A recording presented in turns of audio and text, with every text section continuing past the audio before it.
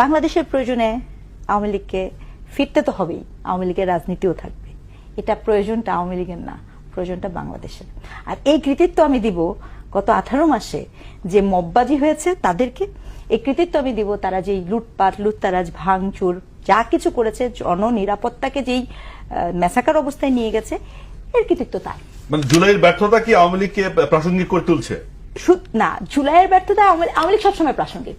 জুলাইয়ের ব্যর্থতা আওয়ামী লীগের গুরুত্ব তৈরি করেছে। দেখেন, আমি সশরীরে নেপালে গিয়েছিলাম, নেপালের ইলেকশনটা আমি নিজে দেখেছি এবং ওখানে পুরো হিস্ট্রি মেক হয়েছে নেপালের যিনি হয়েছেন। এটা মূল এবং মেজর রিজন কি ছিল জানেন?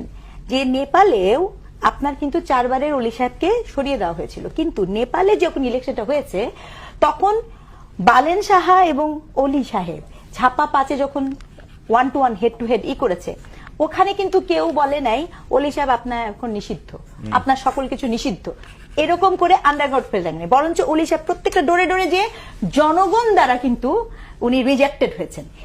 এই যে একটা ঐতিহাসিক ভুল বলে না, আওয়ামী লীগকে নিষিদ্ধ করা ছিল এই যে বর্তমান যারা এনসিপি বলেন বা অন্য যারাই জুলাইকে সকলেই কিন্তু ধারণ করেছে। আমি কিন্তু এটাও বলতে চাই, জুলাই যা হচ্ছিল, আরে আপনার সন্তান মারা গেছে, আপনি কি এটা মেনে নিবেন নাকি? সেটা তো ডিফারেন্ট স্পিরিট, নাগরিকের স্পিরিট।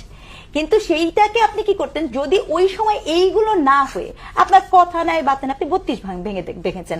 আপনি নেপালে কি হয়েছে? নেপালে ইলেকশনের আগে তারা তাদের লাইব্রেরি পুড়িয়েছে, কিন্তু যেই মুহূর্তে সুশীলী কাকুই এই দায়িত্বটা নিয়েছেন, উনার যে সাকসেস, তারপর থেকে কিন্তু কোথাও কিছু হয়নি।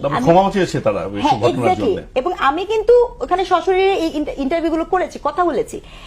এখন আপনার কি হলো? আপনি 5ই অগস্টে হলো যা হলো, আপনি কি এরপরে 5ই অগস্টের 15ই অগস্ট পার্থক্য তো 10 দিনের পরে যে 32 নাম্বার কেন ভেঙেছিলেন? What is the reason for 32 number? দেখেন, একটা কথা বলি, এটা আওয়ামী লীগকে বলতে চাই।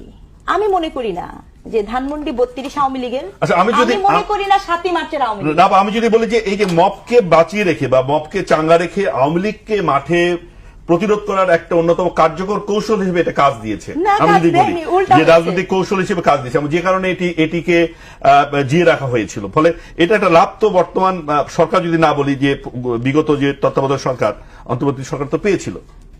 দেখেন, অন্তর্বর্তী সরকার কি পেয়েছে কি পায়নি সেটা গল্পটা আরো ভিন্ন। কারণ অন্তর্বর্তী সরকার এই সংবিধানের আন্ডারে সরকার গঠন করে, শপথ গঠন করে, সংবিধানকে ভায়োলেট করে, সে তার নিজের প্রয়োজনেই তার এই ধরনের একটা গ্রুপ হয়তো বা দরকার ছিল। এটা একটা বাস্তবতা হলেও হতে পারে। কিন্তু আমি এটাও বলতে চাই, ধরেন আওয়ামী লীগ হোক বা এনসিপি হোক, তারপরেও বিএনপি কিন্তু একটা আপহ্যান্ডে থাকতো। এটা আমার দূর থেকে আমার অবজারভেশন থাকতোই, কারণ বিএনপির অনেক নেতাদের সাথে আসলে অনেক কিছু হয়েছে, এটা একদম সত্য কথা।